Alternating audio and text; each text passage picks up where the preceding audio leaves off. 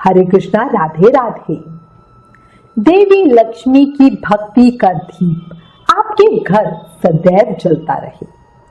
सुख, समृद्धि, धन, वैभव का लाभ सदैव आपको मिलता रहे। इसी प्रार्थना के साथ माँ लक्ष्मी के श्री चरणों में एक जयकारा। बोलो लक्ष्मी मैया की जय। आज आपको रूप चौदस या नरक चतुर्दशी की कहानी बताती हूँ। रूप चौदस को नरक चतुर्दशी या काली चौदस भी कहते हैं। ये कार्तिक महीने में कृष्ण पक्ष की चतुर्दशी तिथि को आती है। बंगाल में ये दिन मां काली के जन्मदिन के रूप में मनाया जाता है, काली चौदस के तौर पर। दिवाली के 5 दिन के त्योहार में धनतेरस के बाद ये दिन आता है, जिसको हम छोटी दिवाली भी कहते हैं। इसके बाद बड़ी दीपावली मतलब लक्ष्मी पूजन अगले दिन किया जाता है। उसके बाद अन्नकूट और गोवर्धन पूजा आती है। बाद में भैया दूज। ये 5 दिन का उत्सव होता है ना। इस दिन स्नान आदि से निपट कर यमराज का तर्पण करके 3 अंजलि जल अर्पित किया जाता है। शाम के समय दीपक जलाए जाते हैं। 13, 14 और अमावस्या तीनों दिन दीपक जलाने से यम यातना से मुक्ति मिलती है और लक्ष्मी जी की कृपा मिलती है, उनका साथ बना रहता है, उनका आशीर्वाद मिलता है। अच्छा, एक चीज आपको याद ही होगी, कार्तिक स्नान नियम में एक नियम होता है कि हमें पूरे कार्तिक के महीने शरीर पर तेल नहीं लगाना चाहिए, पर रूप चौदस के दिन सुबह जल्दी उठकर शरीर पर तेल की मालिश की जाती है। कुछ लोग तेल में हल्दी, गेहूं का आटा, बेसन आदि मिलाकर उपटन बनाकर इसे शरीर पर लगाकर फिर नहाते हैं। नहाने के पानी में चीचड़ी यानी अपमार्गा के पत्ते भी डाले जाते हैं। इस स्नान को अभ्यंग स्नान कहते हैं और ये बड़ा महत्वपूर्ण होता है, बड़ा अच्छा होता है।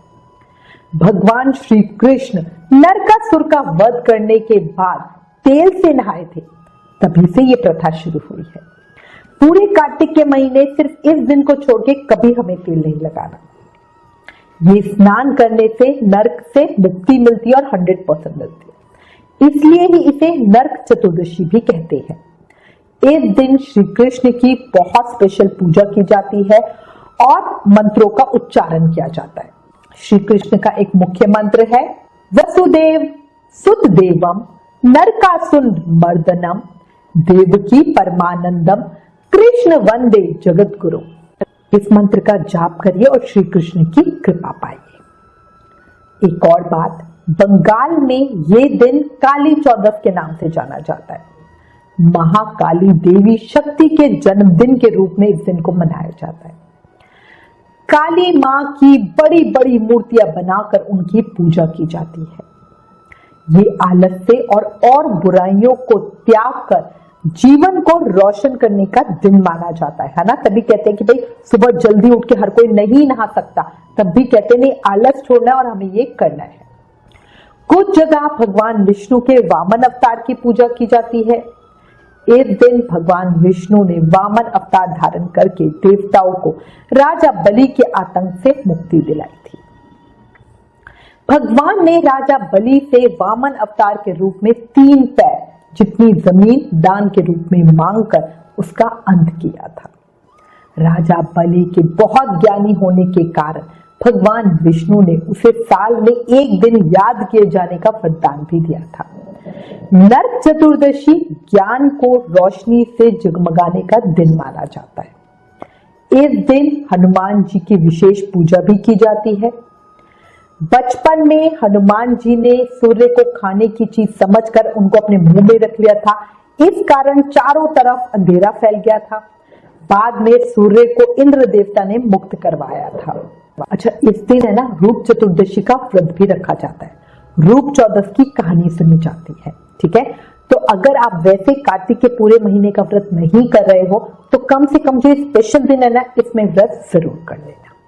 अब आपको कहानी बताती हूँ, बहुत सुंदर कहानी है, प्रेम से, मन से, भाव से सुनना। एक योगी थे, उन्होंने खुद को भगवान के ध्यान में लीन करते हुए समाधि लगा रखी थी। समाधि लगाने के कुछ दिन बाद ही उनके शरीर में कीड़े पड़ने लग गए, बालों में भी कीड़े पड़ गए, आंखों की पलकों और भौं में भी जुए पैदा हो गए। अब इससे वो बड़ा परेशान हो गए और योगी की समाधि थी वो जल्दी ही टूट गई, क्योंकि सारे शरीर पर कीड़े रेंग रहे थे। अपने शरीर की ऐसी दुर्दशा देखकर उन योगी को बड़ा ही ज्यादा दुख हुआ। अब वहीं से नारद जी वीणा और खलताल बजाते हुए गुजर रहे थे। अब उन योगी ने नारद जी को रोककर पूछा कि हे प्रभु, चिंतन में लीन होने की चाह होने पर भी मेरी ये दुर्दशा क्यों हो रही है? तो नारद जी बोले, हे योगी राज, आपने प्रभु चिंतन तो किया लेकिन देह आचार नहीं किया। अब ये कैसे करते हैं ये आपको पता भी नहीं है। समाधि में लीन होने से पहले अगर देह आचार कर लेते तो आपकी दशा नहीं होती।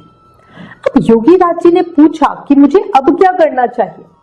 तब नारद जी ने कहा कि आपको रूप चतुर्दशी के दिन सूर्य उदय में सबसे पहले उठकर शरीर पर तेल मलकर, इसके बाद अपमार्गा मतलब चीचड़ी का पौधा जल में डालकर उस जल से स्नान करना चाहिए।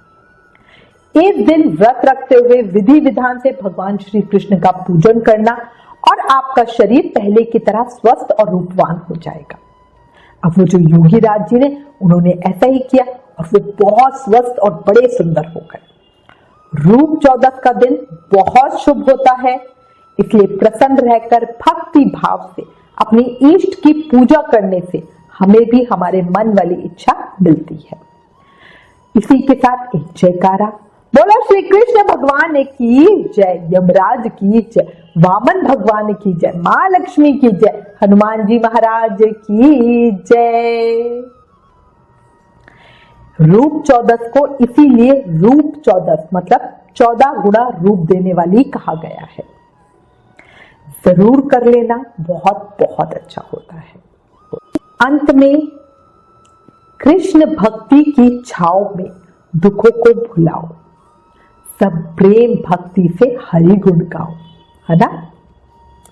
अगर आपको रूप चौदस की कहानी पसंद आई तो प्लीज इसे ज्यादा से ज्यादा शेयर करें। Please like, share and subscribe. Thank you. Hare Krishna.